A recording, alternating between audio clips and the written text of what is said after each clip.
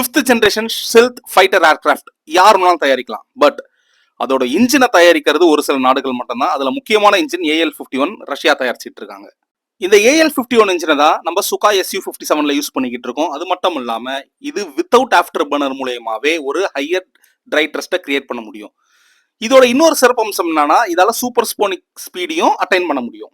இதோட kilo newtons பாத்தீங்கன்னா 107.9 kilo newtons of dry த்ரஸ்டும் ஆஃப்டர் பர்னர் யூஸ் பண்ணா 166.8 கிலோ நியூட்டன்ஸும் இதால ப்ரொடியூஸ் பண்ண முடியும். அது மட்டும் இல்லாம 19% higher thrust to wait ratio இதால கொடுக்க முடியுது.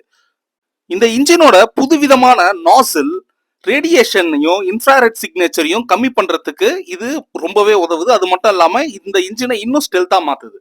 இந்த AL-51ல இருக்க இன்ஜின் 3D த்ரஸ்ட் வெக்டாரிக் நாசில்ஸ் இருக்கிறதுனால இதோட மேனியூரபிலிட்டி ரொம்ப என்ஹான்ஸ் ஆயிருக்கு.